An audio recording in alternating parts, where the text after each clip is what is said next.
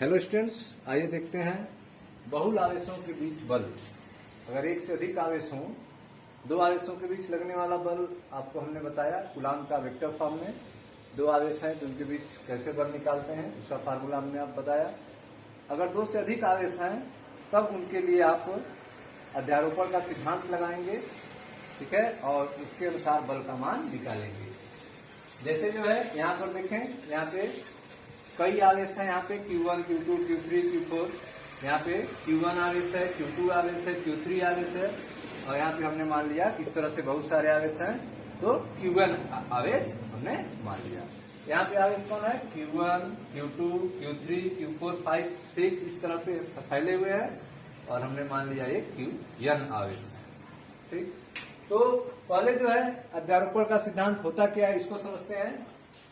यदि किसी निकाय में अनेक आवेश हों, ठीक है, यदि किसी निकाय में दो से अधिक आवेश हों, अनेक आवेश हों, ठीक है, तो उनके लिए हम अध्यारोपण सिद्धांत का उपयोग करते हैं।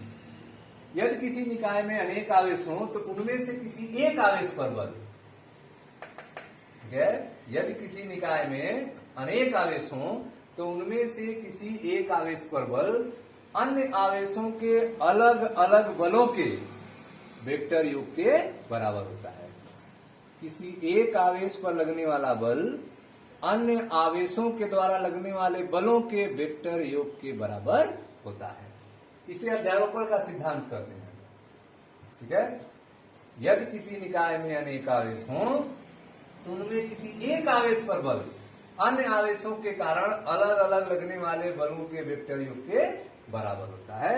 इसे अध्यारोपण का सिद्धांत कहते हैं। अब हम यहाँ पर Q1 पर कोई एक आवेश हम ले रहे हैं Q1 पर अन्य आवेशों के द्वारा लगने वाले बल का मान निकालेंगे अध्यारोपण के सिद्धांत से। कैसे निकलेगा? हम अलग अलग आवेशों का बल निकालेंगे और उनको वेक्टर योग कर देंगे। अलग अलग आवेशों का बल को क्या करेंगे? वेक्टर योग कर देंगे, जिससे हमें Q1 पर अन्य आवेशों के द्वारा लगने वाले बल का मान ज्ञात हो जाएगा। ठीक है, तो माना कोई निकाय है, सिस्टम है जिसमें n आवेश है। माना कोई निकाय सिस्टम है जिसमें कितने आवेश हैं? n आवेश है। ठीक है, उन आवेशों को Q1, Q2, Q3, Q4, Q5 dash Qn से रिप्रेजेंट कर रहे हैं, प्रस्तुत कर रहे हैं। तो माना किसी निकाय में n आवेश हैं, Q1, Q2, Q3, Q4, Q5, Qn है। ठीक है, माना Q1 पर वैद्युत बल निकालना है। माना Q1 पर वैद्युत बल ज्ञात करना है तथा Q2, Q3, Q4, Q5, Qn के सापेक्ष, ठीक है, Q1 पर वैद्युत बल निकालना है। Q1 पर हमें वैद्युत बल निकालना है। इस Q1 के सापेक्ष Q2, Q3, Q4, Q5, Qn की जो स्थिति सदिश है, ठीक है, जो स्थिति सदिश है वह है वेक्टर R12, ठीक है, वेक्टर R13, इस तरह से वेक्टर R1n। ये क्या है? पोजीशन वेक्टर है, स्थिति सदिश है।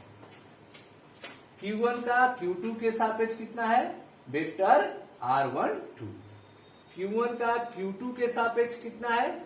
Q1 का Q2 के सापेक्ष वेक्टर R12। ठीक है, Q1 का Q3 के सापेक्ष कितना है? Vector R13। Q1 का Qn के सापेक्ष कितना है? तो वेक्टर R1n है। यह स्थिति सदिश है। आवेश Q2 के कारण Q1 पर वैद्युत बल, अब बल निकालते हैं। पोजीशन हमें पता हो गया, किसकी स्थिति सदिश क्या है, ठीक है, क्योंकि हमें जब यूनिट वेक्टर निकालना होगा तो वेक्टर ए बटे माडा वेक्टर ए, तो वहां पे आपको वेक्टर ए अर्थात सदिश, स्थिति सदिश बटे स्थिति का मान रखना होगा। अर्थात अगर इसको रखना होगा, यूनिट वेक्टर है यह, ठीक है, यूनिट वेक्टर R12, तो क्या होगा इसका? वेक्टर R12 बटे R होगा। यूनिट वेक्टर R13 का क्या होगा? वेक्टर R13 बटे R होगा। ठीक, तो आइए निकालते हैं। आप देख रहे हैं बहुल आवेशों के बीच बल, मल्टीपल चार्ज होंगे उनके बीच बल कैसे निकालेंगे। तो अध्यारोपण सिद्धांत का उपयोग करेंगे। अध्यारोपण सिद्धांत क्या कहता है, यदि किसी निकाय में अनेक आवेश हों तो उनमें से किसी एक आवेश पर बल, यदि किसी निकाय में अनेक आवेश हों तो उनमें से किसी एक आवेश पर बल अलग अलग बलों के वेक्टर योग के बराबर होता है। अलग अलग बलों के वेक्टर योग के बराबर होता है, इसे अध्यारोपण का सिद्धांत कहते हैं। ठीक है, यदि किसी निकाय में अनेक आवेश हों तो उनमें से किसी एक आवेश पर बल अन्य आवेशों के कारण अलग अलग बलों के वेक्टर योग के बराबर होता है। ठीक है, तो आपने माना निकाय में n आवेश है, Q1 Q2 Q3 Q1 है, माना Q1 पर वैद्युत बल ज्ञात करना है। ठीक है, Q2 Q3 Q1 के सापेक्ष Q1 की जो स्थिति है, Q2 Q3 Q1 के सापेक्ष Q1 की जो स्थिति है वह है आपका स्थिति वेक्टर जो है वह है वेक्टर R12। ठीक है, किसके सापेक्ष, Q2 के सापेक्ष वेक्टर R12। Q3 के सापेक्ष स्थिति वेक्टर क्या है, वेक्टर R13, और Q1 के सापेक्ष स्थिति वेक्टर क्या है, वेक्टर R1n है। तब आवेश Q2 के कारण Q1 पर वैद्युत बल, आवेश Q2 के कारण Q1 पर लगने वाला वैद्युत बल वेक्टर F12, वेक्टर F12 ये क्या है, Q2 के कारण Q1 पर लगने वाला वैद्युत बल है, वेक्टर F12। फिर क्या होगा, तो आवेश Q2 के कारण Q1 पर वैद्युत बल वेक्टर F12 बराबर 1/4πε0 Q1 Q2 बटे R12 स्क्वायर, R12। ठीक है, R12 square unit vector R2। ठीक है, R12 square unit vector R2। ठीक इसी प्रकार आवेश Q3 के कारण Q1 पर लगने वाला वैद्युत बल वेक्टर F13, आवेश Q3 के कारण Q1 पर लगने वाला वैद्युत बल वेक्टर F13, आवेश Q3 के कारण Q1 पर लगने वाला वैद्युत बल vector F13 1/4πε0 Q1 Q3 Q1 Q3 Q1 Q3 बटे R13 का स्क्वायर यूनिट वेक्टर R31।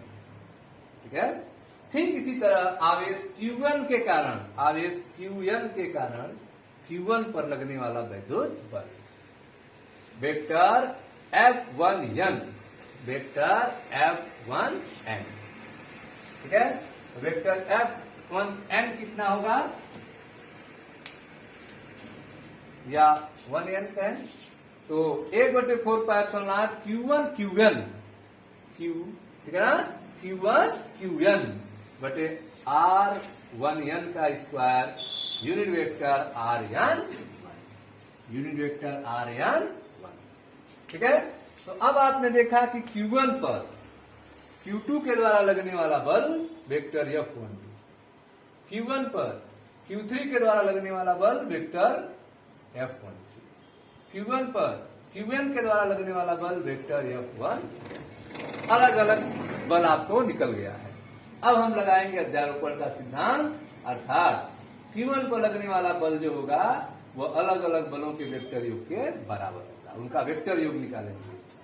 अध्यारोपण सिद्धांत से सभी अन्य आवेशों के कारण Q1 पर परिणामी वैद्युत बल वेक्टर F1 बराबर, Q1 पर परिणामी वैद्युत बल कितना होगा, वेक्टर F1 बराबर vector F12 plus vector F13 plus vector F1n होगा।